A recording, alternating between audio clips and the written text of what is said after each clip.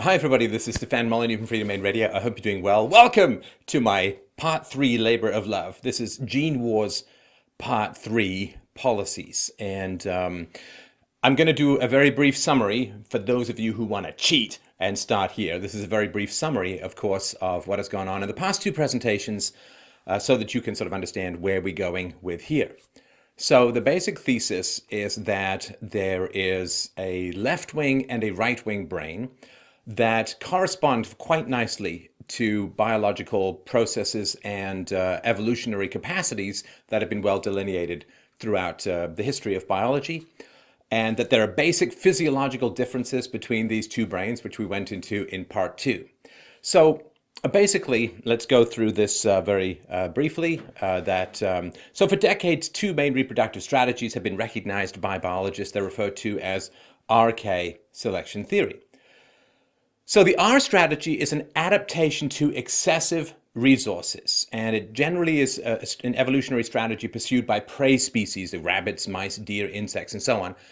And it emphasizes quantity over quality of offspring. Rabbits just pump out offspring like crazy. I think oysters have 100 million eggs every single year. Oyster porn never ends. And because you're not going to run out of grass, you just might as well have kids as often as possible. If you're a rabbit, you're just going to keep eating grass.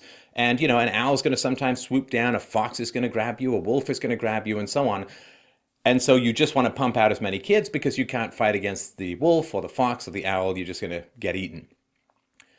And so when you have an excess of resources, in other words, you think of rabbits in a field, you've got 10 rabbits or 20 rabbits in a field, they're going to get eaten before they run out of grass. So you might as well just keep pumping out babies and be basically a great way of turning grass into new bunnies. Now, the K strategy is an adaptation to scarce resources. In other words, if you are a predator species, like a wolf or an owl or a lion, then grass is a lot more common than antelope. And so you have a scarce resource, which is the animals that you're hunting. And catching a rabbit is a lot more complicated than eating a blade of grass or eating, if you're a deer, eating a leaf on a tree. And so you have to have fewer children, because if you have too many children, you're all going to starve to death. And you also need to invest in your children considerably, in your offspring, because you need to work together as a pack to hunt whatever it is that you're hunting in general. So, and you have to teach your kids how to hunt. Teaching animals how to eat grass is like, hey, grass, go eat, go do it. And, oh, yeah, I think I've got this, right? Whereas if you think of hyenas hunting an antelope, well, some of them have got to chase the antelope, some of them have to lie in wait, and it's a very complicated thing to do.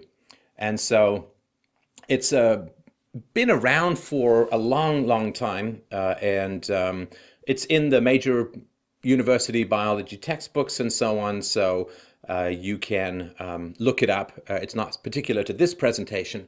And so there is the argument that R and K is not just pursued by particular species, but also within particular species. And so there are animals where rising sea levels have created an island, and in the island there aren't really any predators, and the R versus K begins to shift with those kinds of situations. So let's look at the 5 main traits of an R strategy life form, also known as a liberal: an aversion to competition.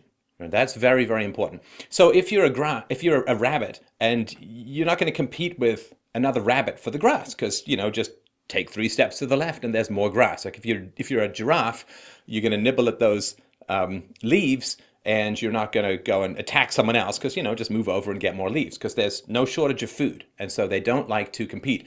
Competition is not particularly healthy. Now, you can have prey species that compete, but they do so for mates. When you think of sort of the deer and the rutting and all that sort of stuff. Our strategy: high sex drive, high promiscuity, and that's because you just want to bang out as many kids before you get eaten. That's your best strategy for reproduction. You have low investment single parenting. These are not pair bonded species in general that mate for life, and they don't really invest in their kids. Rabbits squeeze out the pups and off they go to eat more grass and have some more sex. But enough about college. And our strategy: you've got to mature really quickly. You've got to get your reproductive gonads going as humanly possible. It's highly accelerated naughty bits, I believe, is the technical phrase. Early sexual maturity and activity is really key for our strategy. The earlier you can get to reproduction, the more likely you are to survive. Because any animal which delays its capacity to reproduce gets eaten by a predator while that gene dies out. Our strategies have very low loyalty to their in-group. And I see this. Your rabbit gets eaten by something, and the other rabbits are like, yeah, still got my grass. Good. I'm glad that they're full, because now I'm not going to. Low loyalty to in-group. These are not pack animals in general. So compare this to the K strategy. Well, there's an embrace of competition because Ks are more complex. They tend to be more intelligent. They tend to have high in-group loyalties, which we'll talk about in a sec. But they embrace competition because excellence in K really matters. You can't really be excellent at eating grass, but excellent at hunting a rabbit is really, really important.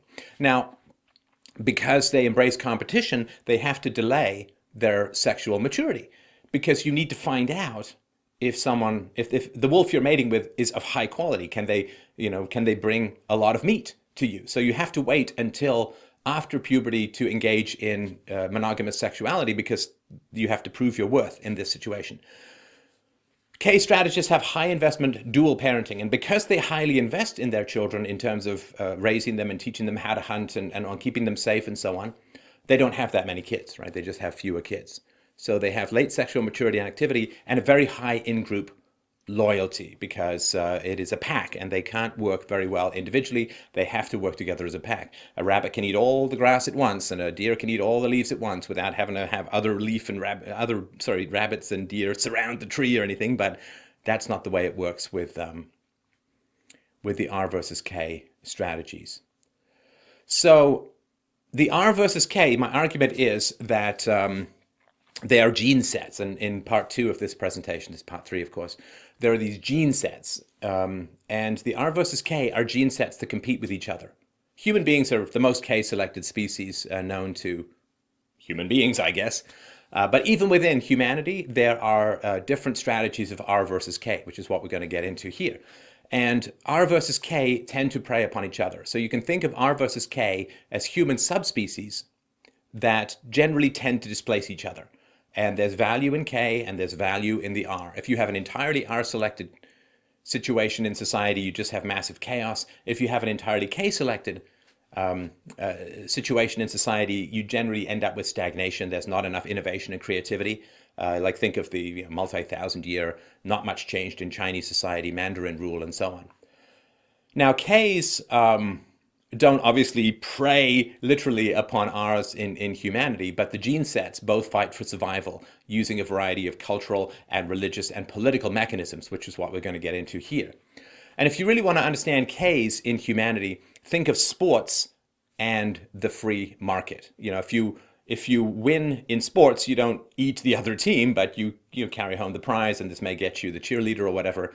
And in the free market, if you outbid someone in a contract or in a proposal, well, you don't eat them, they don't starve, but you've sort of won access to more resources. And so we're going to get into that as we go forward. Let's move on. So, our organisms, short lifespan. They tend to be small, and they're weak and vulnerable. They have fast maturation. And one thing that's true about biology as a whole is that fast maturation means less complexity when you mature. So something that is faster to grow is going to be less complex when it matures. Just think of human babies. It just takes forever to grow up. I mean, the male human brain doesn't really finish its maturation point until the late 20s. I mean, that's it's almost a third of a century to grow a male brain. So our organisms are prone to take risks. I mean, they have to, because they've got to go and eat, even though there are predators around. They're opportunistic exploiters. In other words, if you give them more food, they'll generally, like goldfish, they just eat until they explode. They tend to be less intelligent and experienced, but they make up for that with a very strong sex drive. Kardashians. They tend to reproduce at an early age. They have a very large number of offspring. They have very small relative size at birth. They care little for their offspring, and they have a highly variable population size, you know. If there's lots of grass, they'll grow like crazy. And if the predators go away, they'll grow like crazy. They don't have any general inhibition to growth. And that's because the limit to their growth is external predation or a sudden change in the availability of resources. Compare this to K organisms. They generally have a longer lifespan. They tend to be large and complex animals, robust and well protected. Um, they've got they've got horns, or they've got teeth, or they've got claws, or something like that. They tend to mature much more slowly, and they're risk averse. They like not to take too many risks. And they are consistent exploiters. In other words, they eat until they're full, and then they don't eat again, right? And they tend to be more intelligent and experienced as animals. They have a weaker sex drive. And that's because having too many children is very bad for the gene pool. They reproduce at a later age. They have a small number of offspring who have a large relative size at birth. They put a huge amount of care into their offspring, and they tend to have a stable population size. All right, so let's get into the details. Let's look at something like abortion. So we have conservatives and we have liberals, or left. I'm going to use left versus right because it's a bit more of a common way of looking at things. So if we look at our organisms, those who are on the left, well, our organisms have low investment in offspring. They generally avoid monogamy and pair bonding. So the quality of their offspring is relatively unimportant. It's not like one rabbit is really a lot better than another rabbit, whereas in the case of the K organisms, the quality really matters. So there's little differentiation in quality. And better in the R organism world is actually worse, because a more complex rabbit still is going to get eaten by the wolf. And so you're investing in growing the rabbit brain rather than reproducing, which means that you're more likely to get eaten rather than reproduce. And it's not like your rabbit brain is going to have you outfox the fox, so to speak. So better is actually worse in the R continuum. Offspring which interfere with more offspring are a negative. This is one of the reasons why it's kind of a pump and dump situation, or a spray and pray situation for sperm and eggs. Because if you have lots of offspring around and nobody wants to mate with you, well, then you can't produce offspring as quickly as possible, which is a basic foundational drive and component of the R organism strategy. And so if you think about something like breastfeeding, right? The longer you breastfeed, the less likely you are to have another kid. And you can look at different breastfeeding lengths as part of this continuum as well. And so babies are not precious. Yeah, you could just make another. They're just undifferentiated blobs. They're just blobs of cells in the R organism universe. And you have a very high sex drive, and you're going to have as many kids as you possibly can.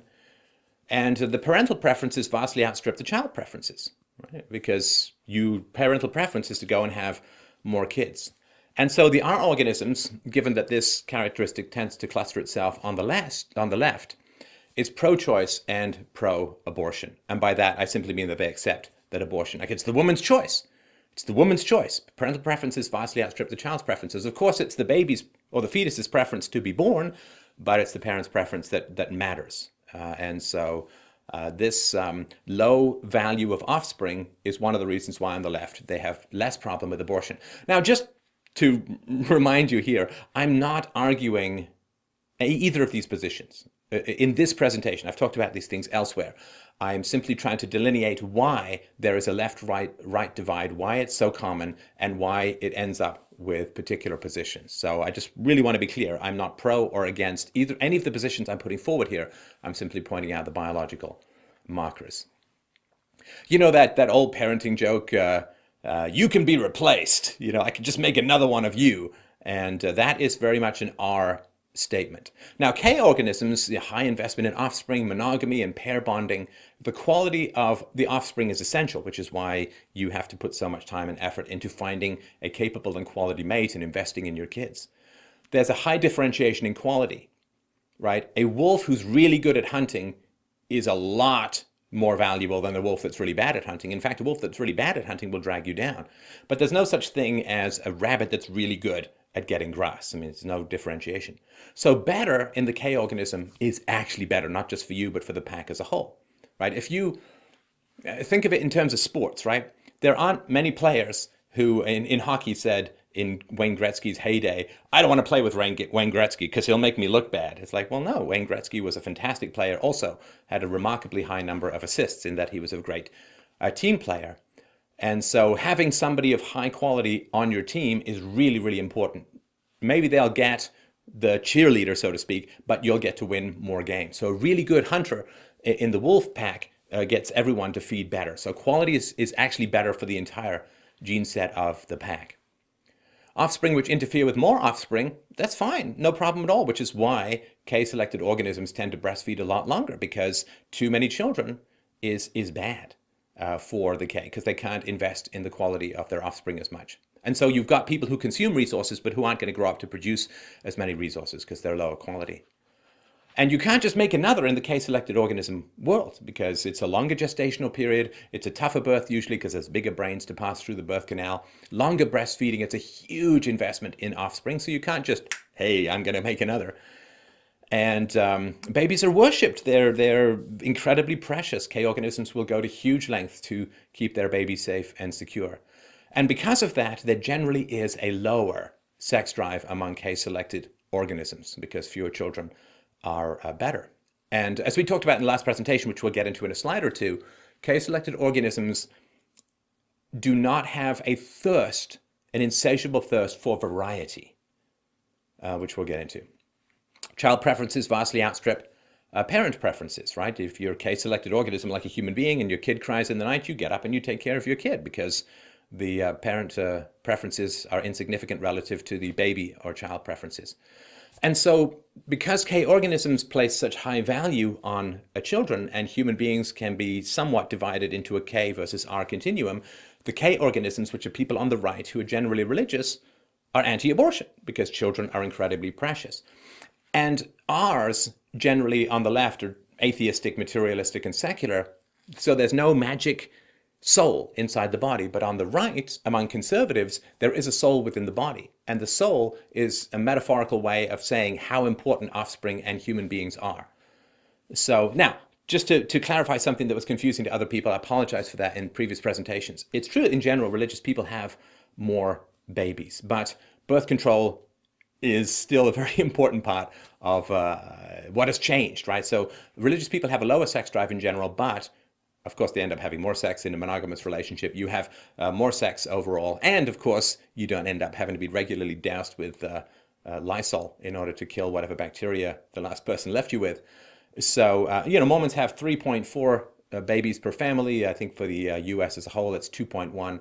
So, but they don't have more babies than they can afford, and they still highly invest in each baby. And they don't abort. Right, and so the children are precious. So it doesn't mean that necessarily that K organisms are always going to have fewer children, but they will tend to pair bond and invest highly in their children. That's the K organism. The fact that the R organisms have fewer children is because of birth control and abortion and so on. It's not part of the biological drive. So I hope that that helps. So let's look at economic versus sexual freedom. I talked about this with Bill Gardner recently on this show. So our organisms have a very high sex drive and an insatiable thirst for variety. They're just going to have lots of sex with lots of different rabbits. I know. I like to watch. And now our organisms have little capacity to compete in the economic free market. Because they don't invest that much in their kids, and they generally grow up without fathers, which we'll get to in the single mom slide, and because they tend to, in general, be somewhat less complex and intelligent, and they don't have as much tribal sense, in-group preferences, and they don't network as well, they have less capacity to compete in the economic free market. And so they prefer sexual liberty to economic freedom. I'm not going to win in economics, but I'm really horny and want to have sex with a lot of different people, so I would love it if sexual restrictions were blown away. In the 1960s, purely R-selected time in a lot of ways. They prefer sexual subsidies to low taxes. Right? So if you're R-selected, you're probably not going to end up making a lot of money, so high taxes aren't a problem to you. But you do want sexual access to a variety of women, and just speaking to men here in general. And so you want the government to do things which are going to open up the magic gateway of paradise, the snug hum or female availability. And so sexual subsidies, welfare, single mom welfare, and free government schools and free healthcare for kids, like all the things that reduce the negative consequences of sexual availability. Abortion, you want abortion because, that increases your access to sexual variety. And so given that you're not likely to make much money, but you really want a lot of sexual access, well, you're going to really like government policies which lower sexual standards and reduce inhibitions. And this is also going to occur in art, right? You're going to prefer art that promotes, oh, we've just met and we've just slept together, and you're just going to see art that promotes this kind of sexual availability, sexual access. Don't have such hang-ups. Everyone who doesn't have sex on the first date is a square, and they're inhibited, and they're uptight, and they're stuck up, and they got something non-exotic up their ass and that, right? So you're going to love artistic and government policies which lower sexual standards and sexual restrictions. So yeah, you're not going to get taxed much, but you sure want to get your big bag full of poontang. So you're very willing to trade economic freedoms for sexual freedoms. And this, of course, is what happened in the 1960s and the 1970s. There were massive restrictions on economic freedom, but massive breakdowns in sexual freedoms, right? And this is when one of the things that Ronald Reagan really regretted in his political career was the giving of no-fault divorce. Right? You could just get divorced and that is fine. Well, that opens up sexual access for a lot of men, because when women are tied up in monogamous relationships, their sexual access is diminished. And so the fact that, yes, it had to be California, the left coast of the United States, that put this stuff in, which then quickly spread around. People say, oh, gays have undermined marriage. It's like, that it was a lot of straight people who voted for and really wanted no-fault divorce. I think that's done a little bit more. So our organisms, absolutely, give me sex, and I don't care that much about taxes. That perfectly fits with the biological and genetic drives of the organism. So basically, penises and vaginas, they're kind of undifferentiated. You can't tell the quality of someone through a glory hole, and basically the R-selected organisms are just looking for variety and sexual release. So glory hole, pencil sharpener, cupped hand. I mean, what do they care? So K organisms, they have, of course, a lower sex drive and less thirst for variety. And that would be bred out, right? All the K organisms that had crazy sex drives and wanted to have sex with anyone would have been ostracized or attacked by the other K organisms, would have achieved either personal or genetic death through being killed or failure to reproduce, because you can't have that many kids when you're K. They have a very high capacity to compete in the free market because their parents invest so much into them. They're not raised watching TV. They're not raised, here's a tablet, here's a computer, whatever it is. You have high investment, which means that you have a lot of skills to bring to the free market. Now, for K organisms, economic freedom means that you can compete in the free market to win and achieve a lot of resources. And that buys you sexual access to high-quality monogamous partners, right? I know that this is bringing things down to the base element and so on. And again, I'm talking from a male perspective largely here. But, your daddy's rich and your mama's good looking. That old song by Gershwin, Summertime. And Sam Cooke's version is great, by the way. But Sam Cooke's version of everything is great. But so if you have economic freedom, you can go out and compete for resources. You can get a lot of resources, and you can end up with a pre-train wreck and a Nicole Smith. Again, this is just biological drives. You can get a lot of resources, which buys you access to high-quality monogamous partners. Now, so K organisms, they prefer lower taxes. They don't want sexual subsidies. They want lower taxes because they want to be able to accumulate the resources that gets them access to high-quality partners. So they reject government policies which lower sexual standards, right? They want Mallory Towers, not every Woody Allen film ever made, right? They want all of these standards to be kept relatively high. And they will punish sexual irresponsibility as being very dangerous to the tribe as a whole. So K organisms, they perfectly fine if there are fewer sexual freedoms or sexual libertinism or whatever. They want economic freedom because competition enhances high quality sexual access, which is why you have people on the left constantly saying, let's just, make love, not war. Let's just have sex. Let's have sex. Let's lower the standards. Why are you so hung up? And fine, you can raise my taxes. I don't care.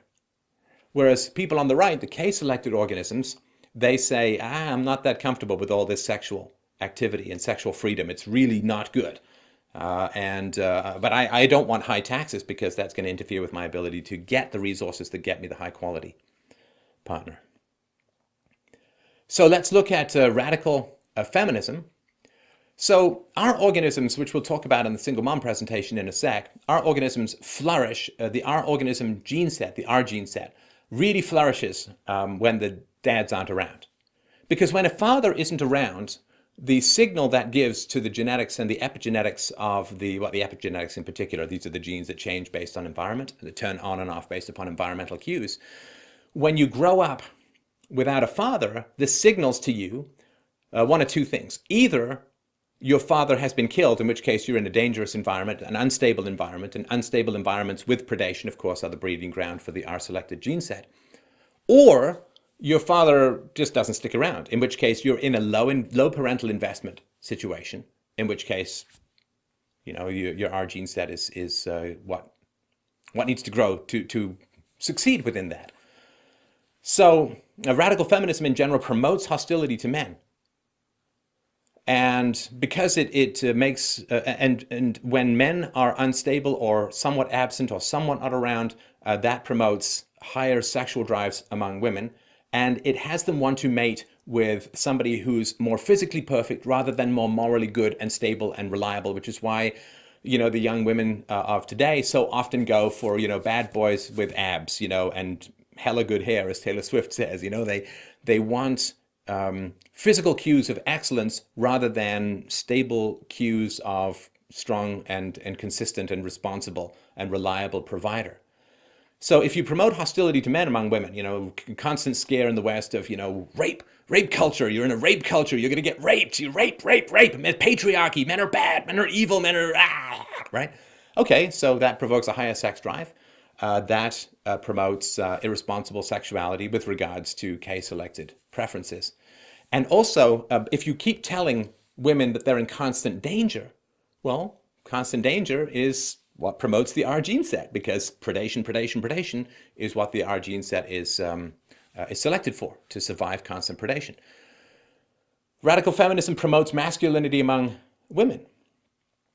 Right, and you can see this all over the place. The kick-ass women in movies and the kick-ass women in video games, and they're tough and they can take on guys. Like I saw, heaven help me, I saw the Mission Impossible Rogue Nation movie, and there's this woman in there who's all of a, buck-10 as far as weight goes, and she's taken on some 250-pound, 6'6" tall guy with pure muscle, and she just wins. Just wins. Meanwhile, it's, you can only get 2 Army Ranger women completing the standards if they lower the standards, right? So you promote masculinity among women. Fathers are bad. You got to do it all by yourself. And when you look at R-selected organisms, there's less differentiation between male and female characteristics. And the men tend to be prettier. Think of ducks, right? The men tend to be prettier and the women are kind of plain. And think of peacocks, the male peacocks, right? Those giant feathers coming out of their ass, much like some kinky Stefan-led fest. Hey, from Saturday Night Live, not this show, in some, I assume, Berlin dungeon. And so promotion of masculinity among women, well, yeah, female rabbits are very masculine in a way because they have to take care of their kids themselves and they can't rely upon men. Femininity is kind of the shadow cast by protective masculinity. In other words, when men take on the role of providers and so on, then the women can differentiate more and become more feminine. Again, right or wrong, these are just the realities of biology. So when you promote masculinity among women, men become more promiscuous, more hedonistic, less responsibility. They become more effeminate. And the women become more masculine and aggressive and shrill and competitive and all that kind of stuff. And so this is the rise of the metrosexual. This is the rise of manscaping. This is the rise of men having their body hair removed to look more feminine, to look less masculine, and so on. And so this is what happens in the R-selected environment. Now, radical feminists are, as I've argued before, they're, just Marxists in panties, right? And so they have to promote government resource transfers to pretend that men aren't needed, right? So in a K-selected environment, if a woman has a kid without a male protector, that kid is much less likely to do well, unless the R-selected feminists can convince the government to provide massive subsidies to single moms. In which case, yeah, okay, men kind of aren't needed except to pay for the taxes, which have to go to the single mom.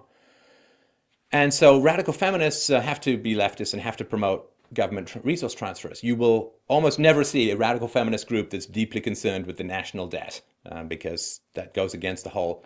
Our selected organisms need to create the illusion of infinite resources.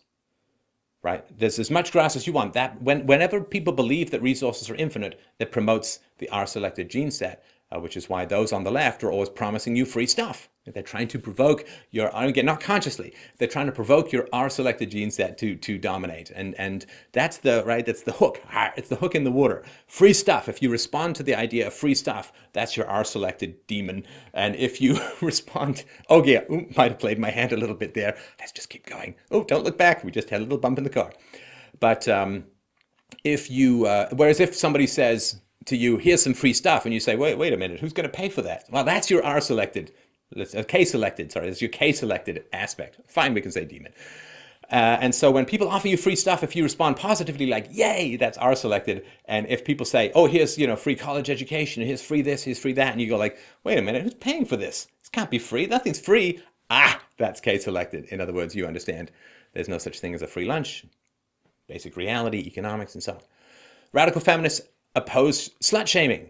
In other words, if a woman's sleeping around like crazy, they oppose that. That's slut shaming. You can't do that because that kind of promiscuity is our behavior. And radical feminism, in a weird way, they deny responsibility to women. I get into this all the time. When I put a video out criticizing single moms, people say, well, it's not like they chose to get pregnant. It's like, well, unless God chose for them and pinged them with some celestial turkey baster, yes, they did. And in fact, the data is out quite to show that single moms in general choose to become single moms. They have unprotected sex, and with guys who are around, then they try to get men to marry them. Anyway, let's not go down that road. That way madness lies. And of course, as we talk about R-selected organisms being less complex and generally less intelligent, well, single moms have an average IQ in the low 90s, which is quite a lot lower than the average of 100. And so they deny responsibility to women. Whereas in K-selected organisms say, well, you chose to have sex. You've got to live with the consequences. And they promote institutional sexism. It's everywhere. It's all around you. It's not any individual. If you meet a man who doesn't seem to be sexist, he is, because penis, evil. Now, K organisms, they promote affection for men. And that's because they know that if women hate men, that's going to promote higher sex, more variety, more unwanted children, which is very bad for the community as a whole. They accept differentiation among the sexes, right? So there are certain researchers who have done fantastic work on pointing out the differences between male and female brains. And if you're K-selected, you're like, well, of course, right? If you're R-selected, that is deeply offensive to you. Because if there are differences, if there's a division of labor in terms of intellect and capacity between men and women, this doesn't mean better or worse. It's just, evolution is never better or worse. It's just more adapted or less adapted. And so the degree to which you accept differentiation among the sexes is the degree to which you are K-selected. Because K-selected means men do one thing and women do another, right? They know that men are needed for the K gene set, so they want to reduce government power. They want to reduce the degree to which money is taken from responsible K-selected families and given to irresponsible R-selected single moms.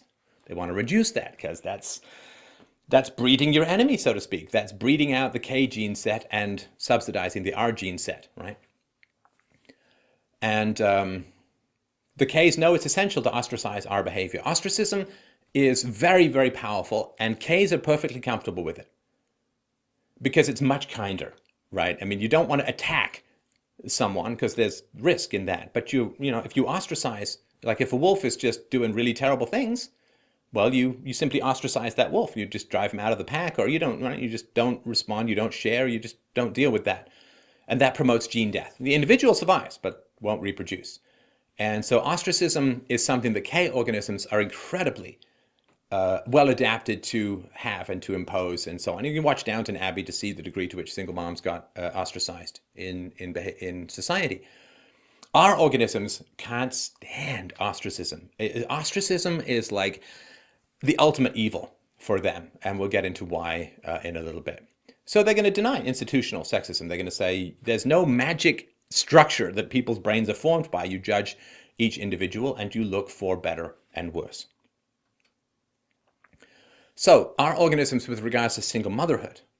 So the R gene set wants high stress, low investment, father absent families, because that is the petri dish, that is the fertile breeding ground for the R gene set to reproduce.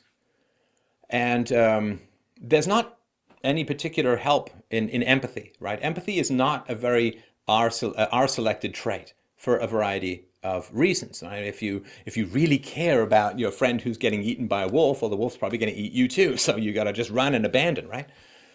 Now, single moms, and again, I know there are single dads. We're just dealing with the vast majority of things, right? Single moms, well, they go to the government and they say, give me all these resources. They must not have empathy for the people whose resources they're taking based upon their irresponsibility. So the R gene set wants to create a large dependent R army, which pillages from the K group. Because if everyone's an R, there's very few resources to strip. So some people have to be K, and in order for the R to have stuff to steal from. Like if everyone's a thief, there's nothing to steal. Now, the R's will hold up kids, like, oh, you got to help these kids, you got to save these kids.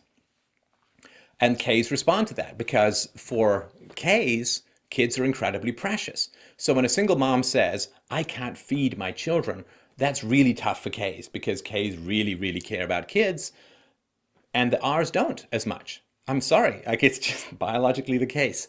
And so, but the R's are very cunning, and they dangle the kids like, oh, well, you don't care about this child. You don't care about this child. So yeah, you can see this showing up all over the place. What about the children? You don't care about the children. And so if they hold up their kids and say, well, it's not the kid's fault and so on, well, the K response to that is to say, so you're too irresponsible to raise your children, so you need to give your children to a K family. You need to give your children up. You need to have your children adopted by a K family. That would be a free market, freedom, liberty, K response. Whereas if you've got the government, then, oh, you hold this up and all this, well, we'll get to the media and R versus K in a bit. Now, single motherhood also, not always, but in general, creates an unstable criminal class, right? As single moms have been to some degree characterized as a conveyor belt criminal factory of infinite production of hellspawn for society as a whole. And of course, they are, I think, perfectly nice and wonderful children of single mom households, but statistically, it's not particularly great. There's data shows that a 1% increase in single motherhood in a neighborhood is associated with a 3% increase in an adolescent's level of violence.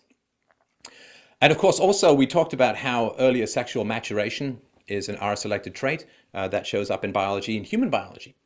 Because girls who grow up without a biological father in the house hit puberty earlier because they're now R-selected. The gene sets figure it out.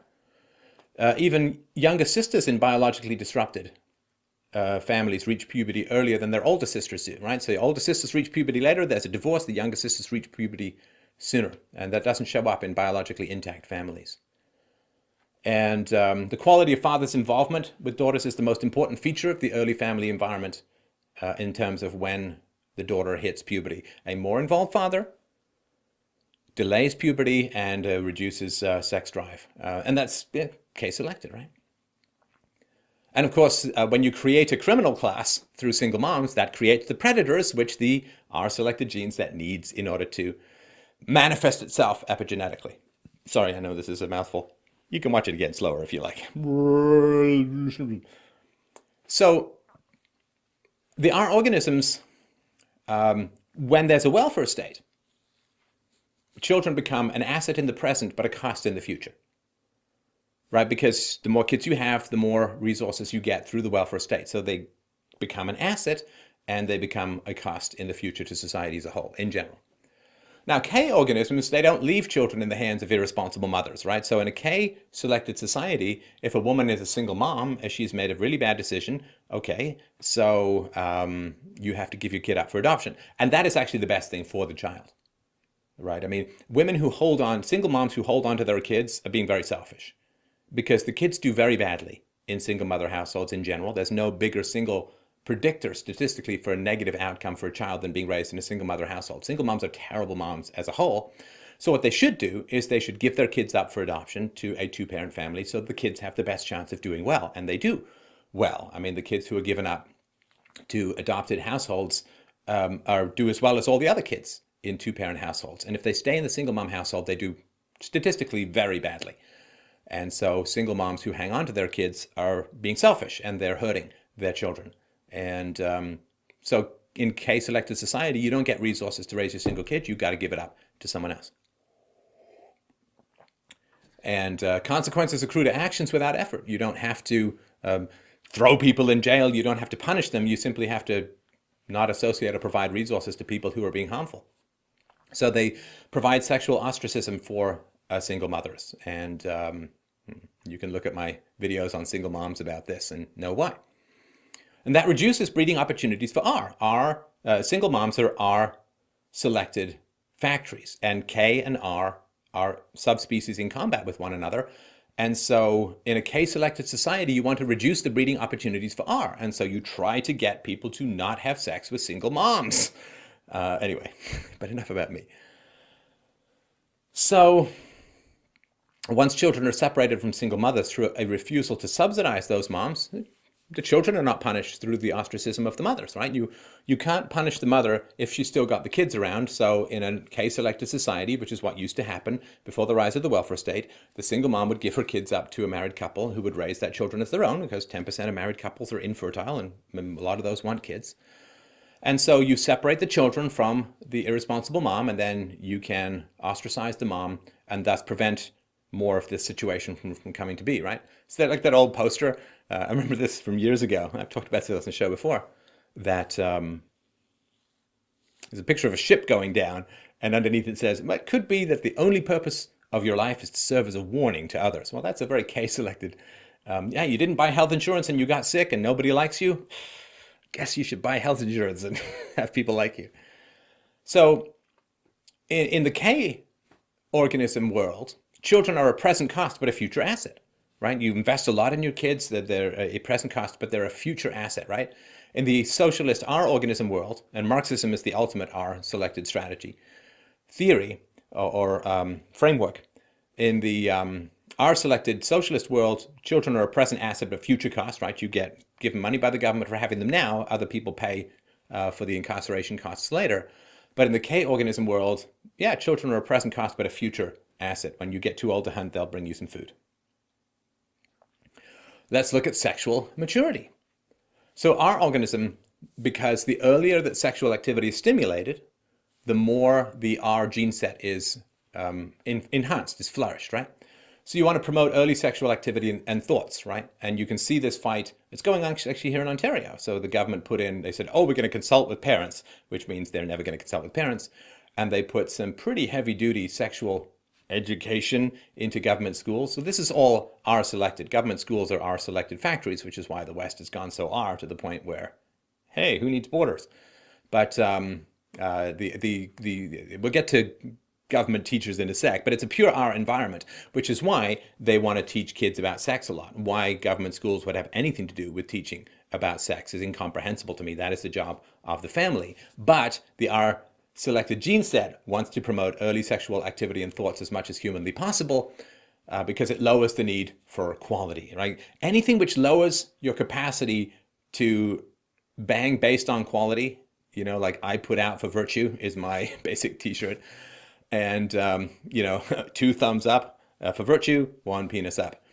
And anything which is going to lower quality, right? So you think of drinking parties, right? You get together and everybody gets drunk and they have sex with each other. Well, the drinking is a way of making sure that the R-selected gene set gets to bang others without that pesky K requirement for quality getting in the way.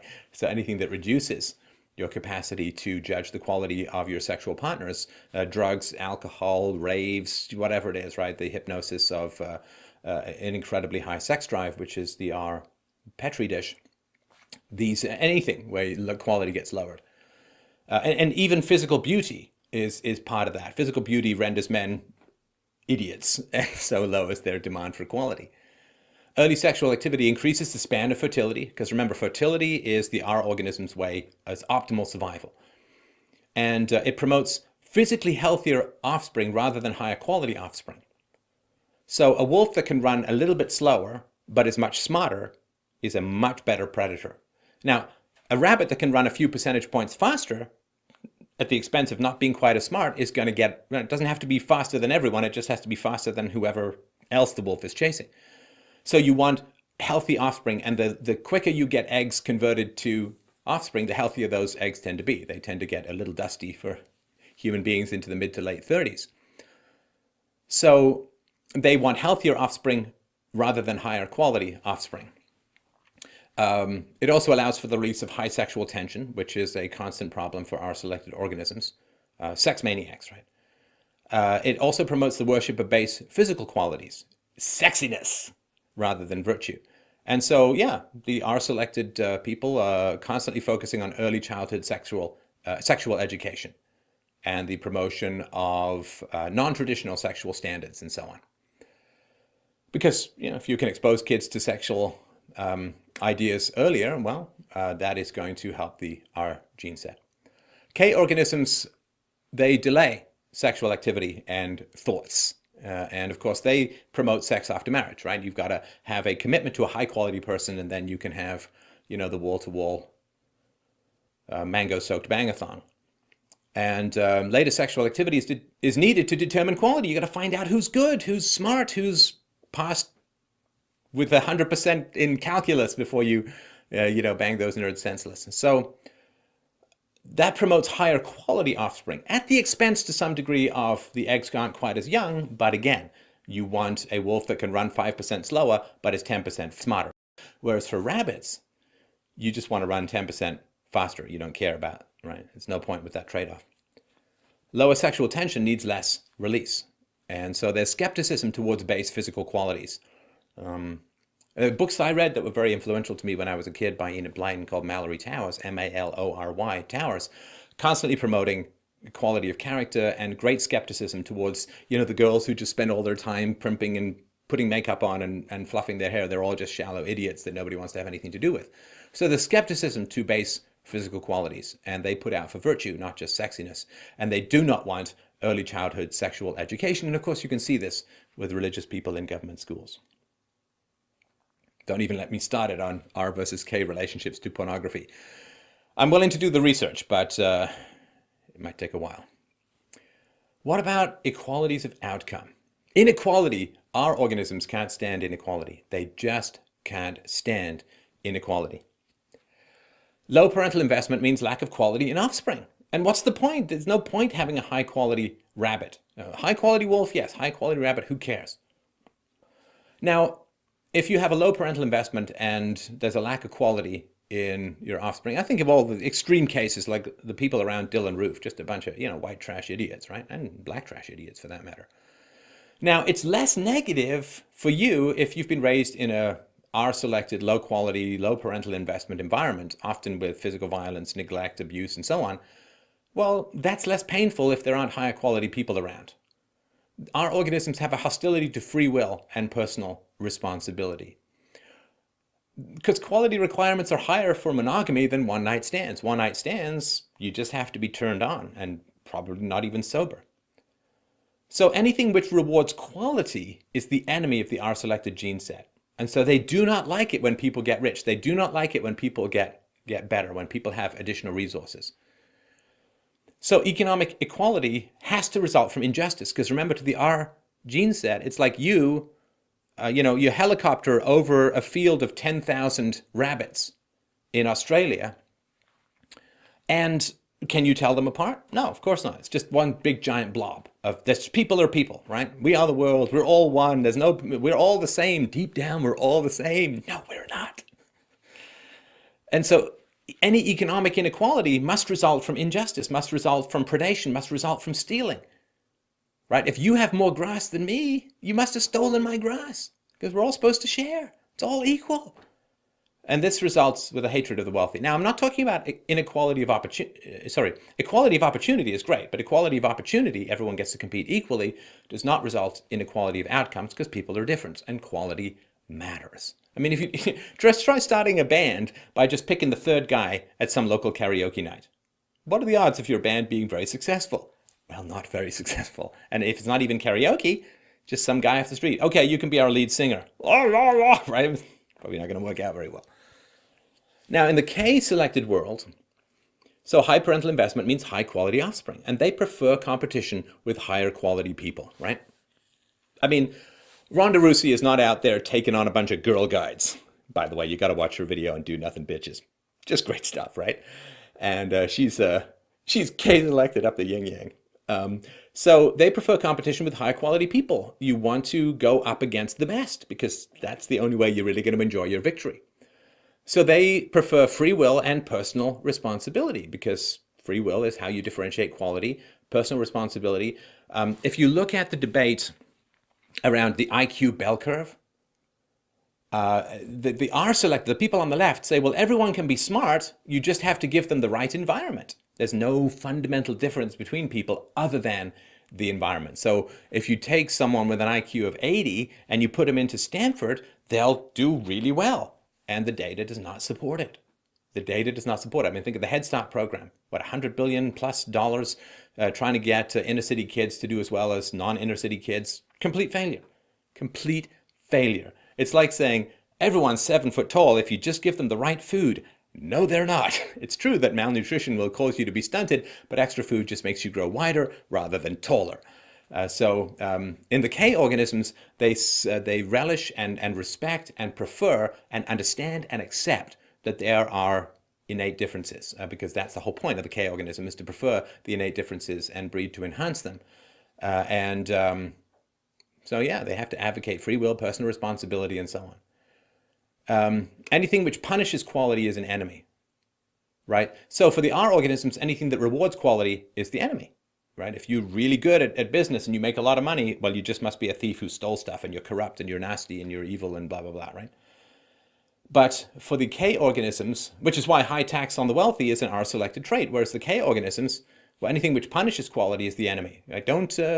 There's an old statement about Americans. Americans are never poor. They're just temporarily embarrassed millionaires. You know, that there's this, I want it, I want that ring. I want that brass ring. I can get there. You know, like I grew up in a really poor environment, a really poor single mom household. I knew rich people. I didn't resent them. I'm like, I'm glad you're there because I'm just going to do what you do and get the hell out of this hellhole. So economic inequality for K-selected organisms, it doesn't result from it results from intelligence and decisions. Whether that intelligence is something you've worked for or is something innate, doesn't matter. It doesn't matter. I could go to singing lessons from here until the end of time. I'm never going to sing 1% as well as Freddie Mercury or Pavarotti or whoever, right? It's not going to happen. So there's some things that are built in, and there are some things which are based upon your intelligence, decisions, your commitment, your hard work, your willingness to sacrifice personal pleasure in the moment for the sake of good rewards later, which is a purely K-selected trait, which we'll get to in a sec. And so K organisms, they don't hate the wealthy, they respect and envy the wealthy. Envy means I want to be like you. Hatred is I can't be like you, so I'm going to make you like me, miserable, flat, and poor. So inequality of outcome, yeah, there are rich and there are poor people, and Ks are like, that's great, you know, and Rs are like, well, that's horrible, and that's the result of injustice, and let's go screw up the rich people. Let's look at immigration. So again, this is not arguments for or against, this is just the biological drives. So our organisms have very low in-group preferences, right? So in America, you have a largely Protestant Christian country that was founded that way and made that way for hundreds of years. And on the left, they're like, let's bring everyone in. The low in-group preference. Our group is not better than anyone else's. People are people. Everyone's the same. There's no differences in IQ. There's no differences in culture. There's no differences in ambition. There's no, like, everyone's the same. And if you bring anyone to America, they'll be just like Americans because it's all environment, right? So they're very low in-group preferences. Now, remember, R is genetically in a battle to the death with the K. So anything which destroy K thoughts and persons is a plus, right? So this is what happens on the left, is they put out this meme or this general idea, everyone's the same, and if you prefer your own group, you must be a racist, a xenophobe, a bigot, you are a horrible human being. And so any in-group preference, well, if you're white, if you're black and you prefer your own group, right? I mean, it's like that old statement, it's like, I'm proud of being black, said the black man. I'm proud of being Asian, said the Asian man. I'm proud of being white, said the racist, right? Because any preference that white people have for white people is racist. Everything else is just, well, they like their own culture and more power to them. And so if you have any kind of in-group preference, the R-selected gene set will just scream at you and scream at you and scream at you and try and destroy your life and get you fired and so on, because they want to destroy in-group preferences, thoughts of quality and differentiation. So for our organisms, skepticism towards the value of outsiders is incomprehensible. Like they touch Adios America and Coulter's book and they explode. Like, it's matter and antimatter. How could you be skeptical towards the value of a quarter of the Mexican population moving to the United States? Same thing that's happening in Europe at the moment.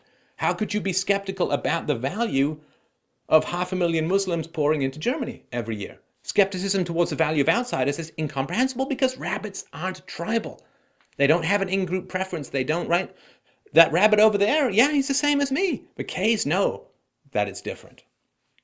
The importation of R-selected women in particular is of great value. If you can import more R-selected women, not only will you gain sexual access because they have low standards, but also it will drag down the standards of your local women as well.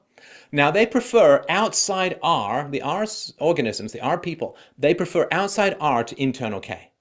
As you look at the big shift in American immigration from Ted Kennedy's 1965 immigration bill, they used to get Europeans coming in, now they get third world people coming in. Well, they prefer outside R to internal K because the outside Rs they can breed with, they can get their rocks off, and they also gain voting powers to increase the size and power of the state for more resource siphoning from Ks to Rs. I mean, if the state is what's used to take resources from the Ks and give them to the Rs. Variety. I mean, the R-selected organisms are crazy for variety. They get easily bored. They need constant stimulation. So for them, diversity is a strength. Yeah, well, diversity is fantastic because it breaks down the R-selected, the K-selected culture. Everyone is the same. So if you don't like a particular group or you're skeptical of their value, the only answer is that you're an irrational bigot because everyone is the same. K-selected organisms do not see it that way. They have very high in-group preferences. I mean, wolves prefer wolves to non-wolves, and they prefer their own wolves to other wolves. And for the K organisms, anything which destroys our thoughts and persons is a plus. And this is why ostracism is so powerful in the K-selected world. Now, skepticism towards the value of insiders is incomprehensible, and you can see this in the immigration debate in the US. Some people are saying, well, no, our immigration policy should be to benefit the Americans who are already here, right? Because they're the in-group. They are the American tribe. And again, it doesn't have to be white people. It can be anyone, but the people who are already here. And even the Hispanics who are already in America, they prefer, in a lot of ways, limited immigration for the Hispanics, because they now have an American in-group preference. So skepticism towards the value of insiders is incomprehensible, right? So when in Europe, right, when the politicians say, well, we have to help all of these refugees, and people are saying, well, wait a minute, we don't have enough money, we don't have enough jobs, we already have trouble with the refugees who are already here, we can't take more, right? Malaysia had a bunch of Muslims come over from Burma, where they were being oppressed, as they say, by the Buddhist monks, the extremist Buddhist monks, and they said, we can't do it. We gave them supplies, and we said, move on, got to move on. So for the K organisms, not valuing those who are inside your tribe is incomprehensible. And K organisms want to import K-selected women, which was, again, to some degree, European women in the past. Now, R organisms prefer outside R to internal K, but K organisms, they don't like outside Ks or internal Rs. The internal Rs are their enemies, and the outside Ks are their enemies because they may compete for resources with the Ks, right? The warrior, it's like armies, right? They don't like internal betrayers, and they don't like the soldiers from the other army, right? So that's the K. So for the R organisms, the shift in immigration from K-selected Europeans to R-selected foreigners was great for the R gene set. Fantastic. Lowers the standards and creates a big voting bloc for a bigger government and blah-de-blah-de-blah. Again, not all, right, but just in general. But for the K organisms, the shift of immigration in the US from K-selected Europeans to R-selected foreigners, complete disaster. Now, while the R's focus on variety and diversity, the K's focus on tradition and quality. Because everyone is not the same. Culture matters. Intelligence matters. Religion matters. Everyone is not the same. So, the kindness, charity, we got to help these people. Well, that doesn't mean a government program, right? First of all, charity is very difficult. Very difficult, because there are accidents in life where we should genuinely help people. However, people who've really screwed up, they like to pretend that it was an accident or it wasn't their fault. And so they mimic, right? Irresponsible people mimic people who are who have negative things in their life as a result of an accident. It's really tough to differentiate these people. Even charities have a great deal of trouble doing it. I mean, I give money away to my listeners sometimes. Sometimes it's been very successful, and sometimes it's been a complete disaster. And I get a pretty good judge of people. It's really tough You certainly can't do it from a welfare state office hundreds or thousands of miles away. So state welfare versus private charity, state welfare is coercively put into place, right? You take money from people through taxes by force or counterfeiting or debt or whatever it is. You take money by force and you give it to people. That is theft, technically, in the transfer of wealth against people's will. Private charity is a different matter. Now, so when I talk about criticizing state welfare, I'm not talking about not helping people. You can help people a lot better with private charity. So welfare promotes sexual irresponsibility because you don't have to be that careful who you sleep with because the government will give you resources, right? You can marry the head honcho of government cheese provision. You can get all your resources from the government so you don't need to be that careful about the man you sleep with. Welfare reduces the requirements for equality. That's the government provides. You can just bang some thuggy hottie and, get money from the government. Economic determinism also destroys the concept of quality. You are a result of economic determinism. It's a very Marxist idea, right? That the poor classes is just economic determinism and so on. It destroys the concept of quality or personal choice and responsibility. Welfare reduces the need to invest in offspring, which produces the next generation of our selected human beings.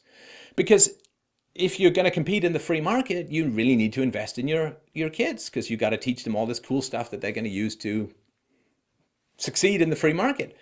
If, as is in America now, you've got generations and generations on welfare, well, what do you need to invest in them for? Just plop them in front of the TV, let them run wild, go on off and have sex with your new boyfriend.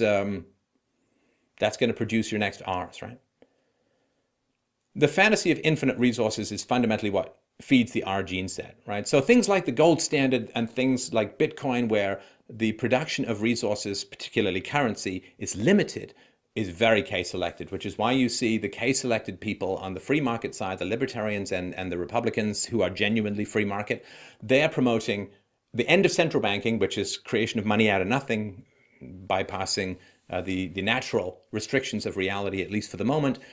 Because when you get central banking, when you get the government's capacity to create money out of nothing, you create this fantasy of infinite resources. That feeds the R gene set. Why bother with quality when everything is free? Now, welfare also enables and encourages hostility towards men.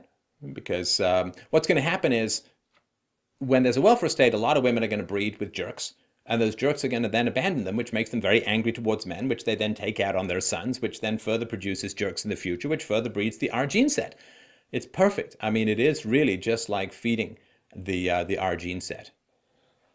Now, for K organisms, there's voluntary charity, and that promotes sexual responsibility, which is very good for the K organism. And so if you are a widow rather than a single mom, your kids are going to do fine statistically. The father dies somewhere or whatever by accident, then it's not the single mom as you chose to get married. You chose to get divorced or you chose to have children out of wedlock, and that's your single mom by choice. If you are a widow, well, you're fine, right? So you want to differentiate between those who are accidentally raising children alone and those who've made the choice, and you can only do that through the investment of voluntary charity. Charity increases the requirements for equality, and charity works very hard to differentiate people in genuine need and those who are pretending to be in genuine need or who are pretending that it was accidental, right? So they'll fake that, oh, it wasn't my fault, this happened, and blah, blah, blah, blah, blah, right? The rejection of economic determinism strengthens the concept of quality. If we're all just victims of economic circumstances, there's no such thing as quality, and there's no such thing as better or worse, right? And if you reject economic determinism and you say, well, people are making choices and so on, it doesn't mean you eliminate it completely, that you don't say the environment has no effect. But if you say only the environment has an effect, then you are selected. Charity increases the need to invest in offspring, which produces the next generation of K. Mothers who cannot provide have their children moved to K families in a K-selected environment. The reality of finite resources feeds the K gene set, and charity punishes hostility towards men. Right? So if you just get divorced for no reason, you used to get ostracized from society, right? You can't talk to this one. She just divorced some guy, and that's very selfish because it's hurt her kid, so we're not going to associate with her. Because father presence feeds the K gene set. And so you can't reward hostility towards men because that promotes the R gene set. Let's look at teachers' unions. So for our organism, since everyone is the same, incentives and disincentives are both unjust punishments. It's like giving more money to tall people. It's just an unearned accident of birth, so why would you give more money? It's not fair. Success or failure is not a matter of personal responsibility. Quality, free will, and virtue are the mortal enemies of the R gene set. The R gene set is an excuse machine. It wasn't my fault. I didn't do anything. It just happened. I never meant to hurt you. I never meant for this to happen. I had an affair. I never meant for this to happen. It just happened. It's just an excuse machine. And whenever you hear someone just pumping out, there's just an R. That's the R fog to pretend that it's that they deserve K-selected charity. Now, only high-quality K people get no excuses. Excuses are for the R people, by the perception, right? Okay, organisms. Okay, so everyone is not the same. So incentives and disincentives are essential for promoting quality, right? Not everyone gets to pass the math test, right? You pass if you pass. You fail if you fail. Harder workers create their additional income. It's an earned benefit, right? So it's not like just being tall, right? You earn that benefit. Success or failure is largely personal responsibility. Accidents must be strictly delineated from bad decisions. Very, very important. You cannot reward bad decisions, but you must help people who have accidentally fallen on hard times. Right? It's a difference between the guy who takes his money and blows it on the racetrack, well, you can't give him more money. Right? But a guy who's on his way to put the money in the bank and he gets robbed by some people, yes, help him out. Egalitarianism, determinism, and relativism are the mortal enemies of the K gene set, which is a responsibility promoter. No excuses, right? Never explain, never complain. No excuses. Yeah, bad students lose grades, bad parents lose custody, bad teachers lose jobs. And so anytime you see there's a government union, a government monopoly, where you can't differentiate by quality, well, you're in an R. So remember I was saying government schools are R-selected machines, right? Failure. Okay, so for our organisms, everyone is the same, so failures must be either accidental or institutional, never the result of personal choice. Failure is outside the role of choice. All pregnancies are accidental. Infidelities just happened. Pity for sadness is unbearable. And so selfishly, they gotta get rid of it. It's very uncomfortable. Since everyone is the same, well, the tragedy that happened to someone else, well, it could just happen to me. Suffering, you gotta alleviate suffering in the moment, no matter what. Parents of addicts who are selected, just give them more money because they can't stand to see the suffering. Parents who are bad parents, they all the excuses. Well, I did the best I could with the knowledge that I had. Are selected parents. So for K organisms, everyone's not the same. Failures are either accidental or intentional. Yeah, accidents happen. Failure is within the role of choice. Few pregnancies are accidental. Infidelities never just happened. You made a specific series of choices, which is what ended up with you in the infidelity. Pity for sadness is bearable. It's teachable. Okay, you're really sad that you failed that test. I'm not going to run to the teacher and demand that you passed. You're going to learn from that and study harder for the next one. Since everyone is not the same, the Ks don't just say, well, I could have ended up homeless. No, because, well, we'll get into that in a sec. Sometimes you've got to alleviate suffering in the moment, but parents of addicts don't enable. Don't enable. It's okay for them to suffer because it's how they get better. Debt. So for our organisms, remember, the R gene set wants to create the illusion of infinite resources. When resources are infinite and collective, any shortage must result from selfishness. Why would you hoard the infinite? Give people free health care. It's free. Why would you not? I mean, there's grass. Why would you not want me to eat grass? You just got to be a jerk. Now, lack of investment in children means national debt provokes little anxiety. What do they care about how their kids are going to grow up in? K's, like they're weighed upon the fact that the kids are born hundreds of thousands of dollars in government debt. They got to fix it. That's why the Republicans at least talk about the national debt and wanting to, right? In the tropics, do tribes worry about running out of bananas? Do the Inuit hoard snow? No, there's no point. It's everywhere. It's a resource. It's infinite. Conservation for the sake of the future is irrational for R-selected environments. For K-selected environments, any debt creates the obligation of repayment. You're just making it worse for yourself down. You might do it in an emergency, but because you actually genuinely want to repay it, it's a liability that plagues you. Since resources are infinite and personal, any shortages must result from bad luck or foolishness. Giving scarce resources to foolish people destroys those resources. Resources must flow in a K-selected society, must flow from the incompetent to the competent. Conservation for the sake of the future is essential. You think of farming societies. Farming societies, they have to defer gratification. They have to hoard their food. They have to survive the winter. They can't eat their seed crop. They have to work really hard. They have to plant crops that they're not going to harvest for months or maybe even years. A lot of deferral of gratification, a lot of managing of resources. Or, other places, just food falls down off trees and all that kind of stuff, right? And think of Europe. Like Europe at the moment is not holding on to its heritage and protecting its culture because there are very few native European whites who are having kids. So what do they care, right? It's like John Maynard Keynes, the famous fiat currency addicted economist. People would say, well, what about the long run? That's a case-elected question. What about in the long run? What happens when we have to pay this money back? Case-elected people care about that. Our selected people, he said, in the long run, we're all dead. Well, no, not because he was gay, didn't have any kids, right? So no, if you have kids, it matters. Gun control. Our organisms, well, physical aggression is suicide for the R gene set. Rabbits don't fight the wolves. So in humans, they prefer verbal abuse. The Saul Alinsky just tear at people. Now, constant danger feeds the R gene set, and guns have been well proven to reduce criminality, right? The more guns, the less criminality. Less criminality is not good for the R gene set. The R gene set has to feel vulnerable in the face of predators or criminals. So constant danger feeds the R gene set, so they want to eliminate guns so that more criminals will provoke more R-selected reproduction. So citizen disarmament is a double plus for the Rs. So since everyone is equal, criminals elicit sympathy. Oh, that could have been me if I'd grown up in that environment. That could have been me because everyone's equal and it's all environment, right?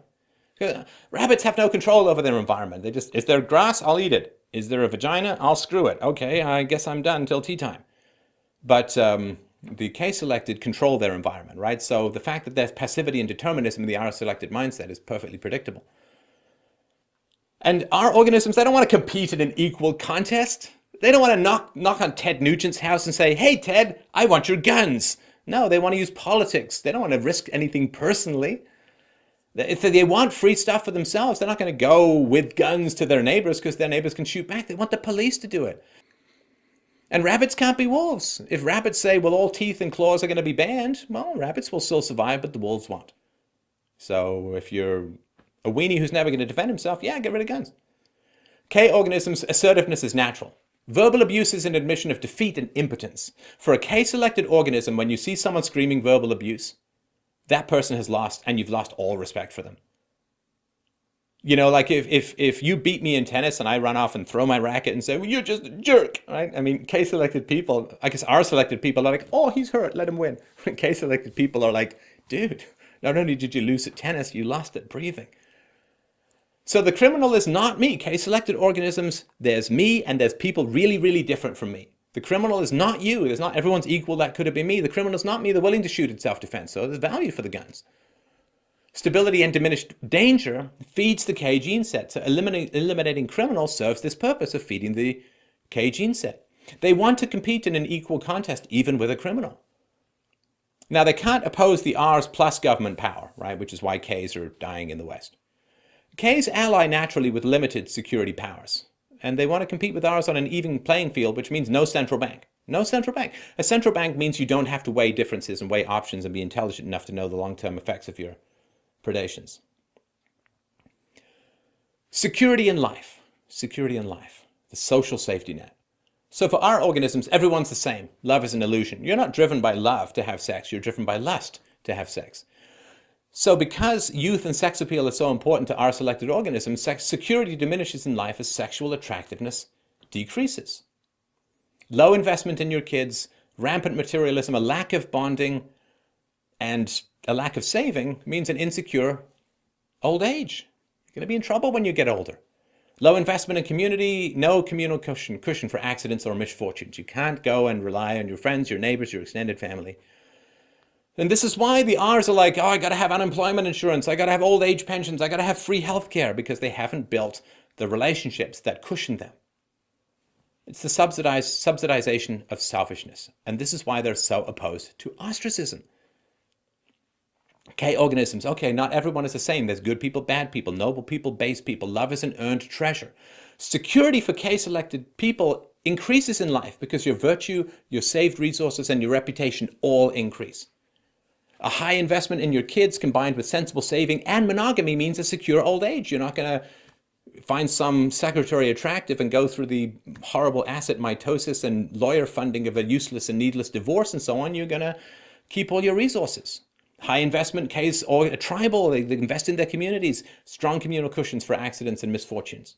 So they want the freedom to spend and save. They want charity. They don't want government welfare. There are negative consequences of selfishness. They embrace ostracism, which is unbearable for our selected organisms because they don't have the social cushion. You can handle ostracism if you've got people who love you. You can't handle ostracism if all you've done is sit-ups rather than learn how to be a good person. Government. And we'll end here, and I appreciate your patience, the lengthy presentation. Our organisms, they want unlimited majority democracy, where verbal abuse and praise shape social policy. Right? Do you have doubts about immigrants from opposing cultures? Racist! Nobody looks at the data, nobody looks at the numbers, nobody asks, hey, I wonder how many Swedish women are being raped by foreigners. No, nothing, no facts, no data, no information, you're racist, right? Just scream, right? That's what they want. Now, they constantly react to anxiety with aggression. This is where you get political correctness. It's never-ending witch hunts. There's always some new enemy to be rooted out and hunted down. And because they're not training their fight-or-flight mechanisms to learn how to deal with negative stimuli, they just react and blow up. They reject stable laws. They want resource transfers. They want screaming and need and pity and manipulation to get them resources.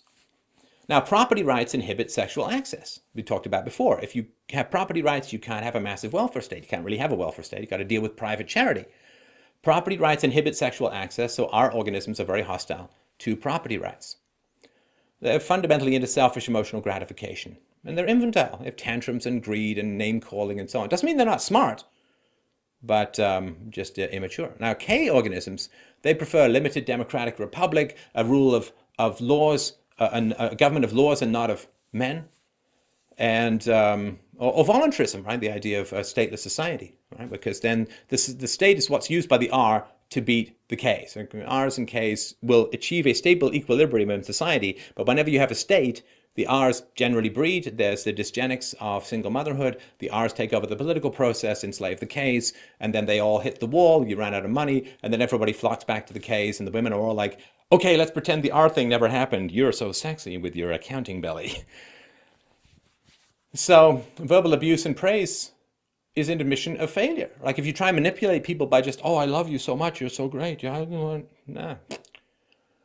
Now, K organisms enjoy mild anxiety as a performance stimulant. They don't freak out and verbally lash out at people. They're unafraid of language. Sticks and stones may hurt my bones, right? But words will never harm me. K organisms prefer stable and predictable laws, right? Because they want to be in control and they want to have predictability. Unpredictability and predation is what breeds the R gene set. And so the Ks want stable and predictable laws. You can't have that in a majority mob rule late democracy like we're living in now. And, you don't need a giant drug war to keep drugs away from kids because parental investment does that. You reject debt as destructive to children. No, it is irresponsible to go into national debt to feed people's needs in the here and now because the kids are going to have to pay, and it sure as hell isn't their fault that some woman hooked her stilettos into her hoop earrings with the wrong guy. It's not some kids in the future's fault, right? So this is, again, this is not exactly the, the end be all and end all. These are just some of the top ones that I thought were interesting and useful to talk about. I'm going to do another one, which is more specific examples of this. We got Chamberlain and we got Churchill, we got other people that we're going to compare the R versus K with, and we're going to talk about the general cycle of what happens when R's take over or when K's take over and the general cycle that happens, because you can really understand a lot about the cycle of civilizations by looking at this R versus K stuff. So please give me your comments below. I will check them out and respond to them, and I appreciate the feedback that people provide me. And I, of course, need your support to continue doing this work. You can go to freedomainradio.com/donate to help out this show. Come on! It's my birthday month. So I hope that you will help us out as we continue to spread, I think, this very essential and useful information to people around the world. So thank you so much for watching. As always, have yourself a wonderful day. I'll see you next time.